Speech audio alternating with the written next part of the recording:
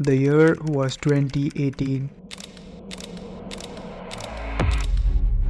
Feng Ji sat alone, staring at the flickering interface of Unreal Engine on his screen. His team was scattered across borrowed desks in cramped apartments. They had sold their homes, quit their jobs, and hadn't seen a paycheck in years. The stakes couldn't have been higher, but the dream of Black Myth Wukong still burned as brightly as ever. Is it all worth it? Feng wondered, gripping the sides of his chair. Time was running out, and the money was drying up. They were all in. Every decision felt like walking a tightrope, yet every time he thought of quitting, the image of Sun Wukong, the Monkey King, flashed in his mind. It wasn't just a game anymore, it was a story that had to be told. This is the story of a man who wasn't afraid to take one of the biggest gambles in gaming history. Feng Ji poured in $70 million and more than 6 years into a project that many thought would never see the day of light. Black Myth Wukong wasn't just any game, it was a monumental risk in an industry dominated by Western giants. But why would anyone take such a gamble?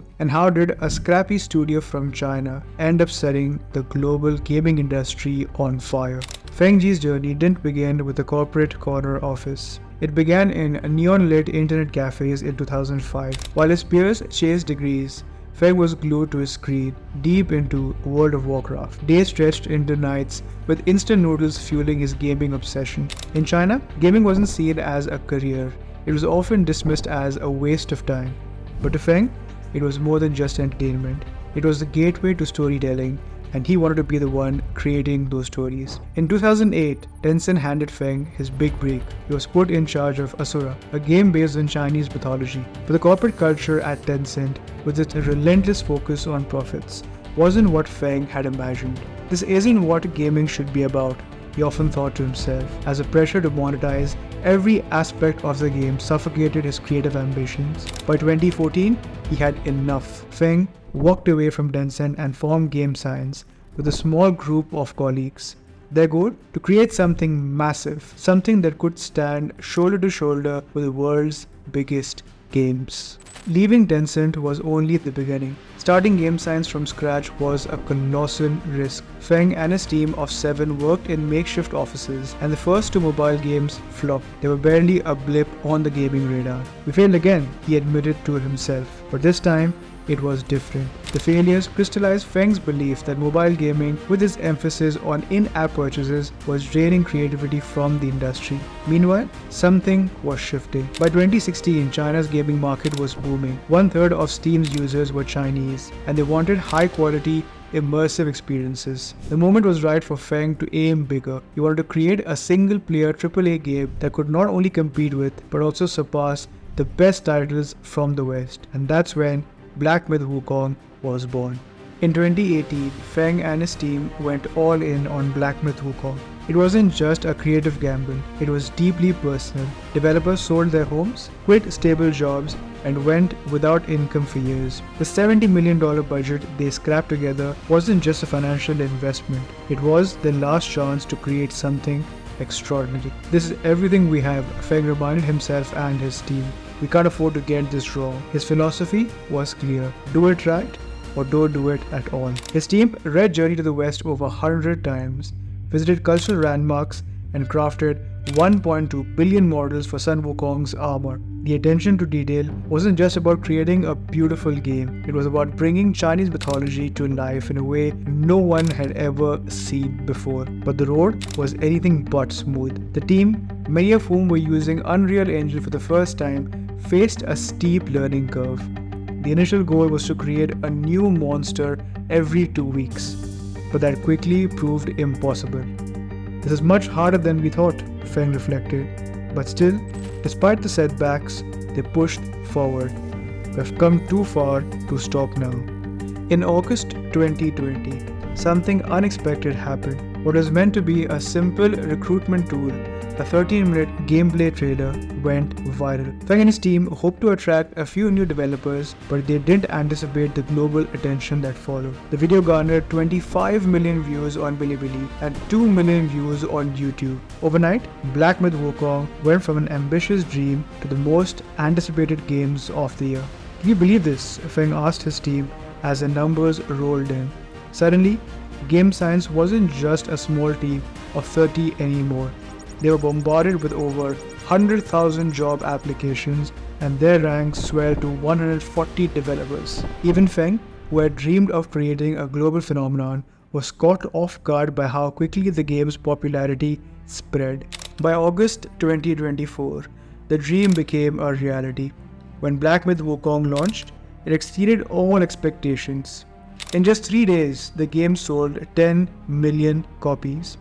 In 2 weeks, it had generated about $852 million in revenue. It wasn't just a success. It dominated the global gaming landscape. On Steam, it reached the number 2 spot for concurrent players, just behind PUBG. What had once been seen as a risky venture from a Chinese studio was now a global hit. For Feng, this was more than just financial success. This is what we've been working hard towards for so many years, he told his team. He had now set out to prove that China could compete on the global gaming stage, and he had succeeded. Black Myth wasn't just a game, it was a cultural milestone, a bridge between the East and the West, bringing the rich folklore of China to a global audience. The impact of Black Myth Wukong went beyond the digital world. Tourism to real-world locations featured in the game skyrocketed by 300%, with players flocking to sites like the Mountain of Flowers and Fruit. Feng had created something more than just a video game. He had crafted a cultural phenomenon. People are finally seeing Chinese mythology the way I envisioned it, Feng reflected. More importantly, Black Myth opened doors for other Chinese developers to enter the global stage. It wasn't just a victory for game science, it was a victory for the entire Chinese gaming industry. The game shattered long-standing stereotypes that Chinese studios were only capable of producing mobile or monetized games. Now, they had proven that they could compete with and even surpass Western giants. The journey of Sun Wukong mirrors Feng's own. Both are tales of relentless defiance, defying the odds and battling through countless obstacles to achieve mastery. Just like the Monkey King who rebels against heaven, Feng Ji dared to challenge the entrenched powers in the global gaming industry, and he won. Despite Black Myth's staggering success, Feng remains grounded. When you are at the peak of confidence, you're also staring at the valley of foolishness, he says. For Feng, the journey is far from over. Game Science is already hard at work on the next chapter of the Black Myth universe, building expansions and even more ambitious projects. Feng's ultimate goal? To show the world that Chinese developers can not only create financially successful games, but culturally significant ones as well. He's not just building games, he's building bridges, forging new connections between the East and the West, and redefining what's possible in the AAA gaming industry. Feng Ji's journey is more than just a tale of gaming success. It's a story of persistence, innovation, and unrelenting belief. From his humble beginnings in internet cafes to leading one of the world's most successful studios, Feng's story shows that sometimes the greatest risks brings about the greatest rewards. His journey isn't just a blueprint for aspiring game developers. It's a reminder for anyone chasing a dream. It's about taking risks when the odds seem stacked against you, pushing past failure and creating something bigger than yourself. With Black Myth Wukong, Feng Ji hasn't just shown that Chinese developers can compete with the West, he's proven that they can lead the way, setting new standards in storytelling, technology, and cultural impact. And while the world eagerly awaits what comes next, one thing is clear. Feng Ji's story is far from over, and the best is yet to come.